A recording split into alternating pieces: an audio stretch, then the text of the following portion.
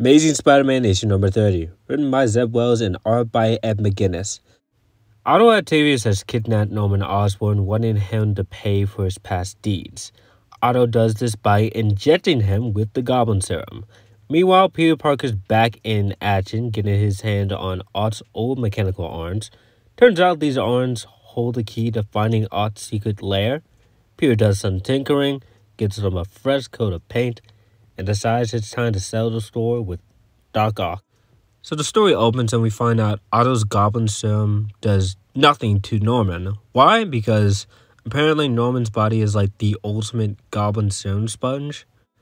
Otto just gets angry at Norman because Norman calls him an idiot, and Otto just starts hitting Norman repeatedly. And Otto is an idiot, but I guess we're not going to talk about it right now.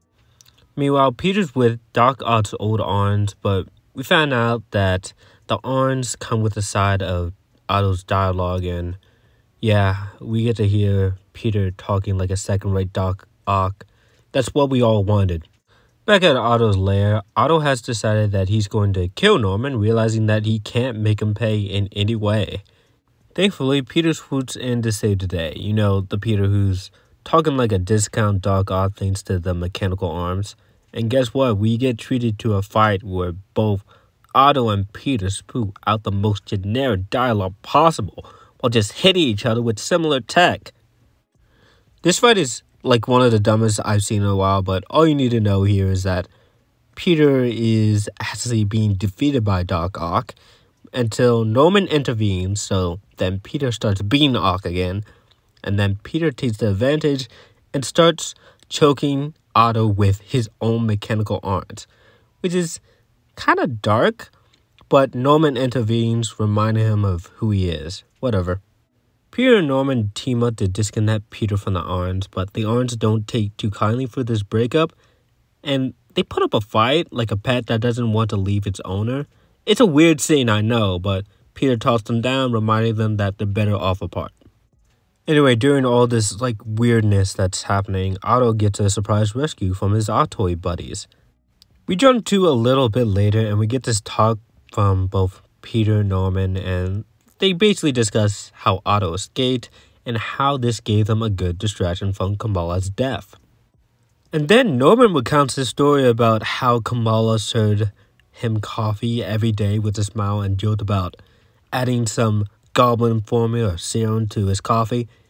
It's a thing that never happened, and I'll be surprised if someone comes out and says, wait, but it did happen in this story. No, I don't think it did. I honestly am calling bullcrap on this. So, it doesn't really matter either way, because whatever weight or emotion this scene is supposed to have is ruined by the image of Jonah with Doc Ock's old arms in his apartment like they're his pet. It is so weird. This side plot is so weird. That's basically where this issue ends, with them just thinking about Kamala and talking about how great she was. So I'm just gonna wrap this up. The story's not bad, but it's not good. Otto's transformation does not happen here. Norman turning into the Goblin again does not happen here either. And Peter, well, he's definitely in the story, but it doesn't feel like he's progressing or acting layered. I complained multiple times about how characters in this story don't really feel layered and don't really feel complex, don't really have the greatest characterization. It doesn't really feel like these characters are actual people. None of them are really fleshed out or layered. The only one who I'm actually interested in is Norman, surprisingly. His miniseries actually worked.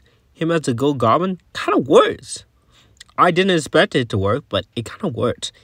And him becoming the Green Goblin will be epic when that happens. But other than that, all the other characters, not that interested in.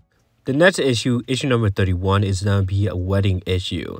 And it's about to kick off the Gang War event. Plus, Jackpot, aka Mary Jane Watson's first issue.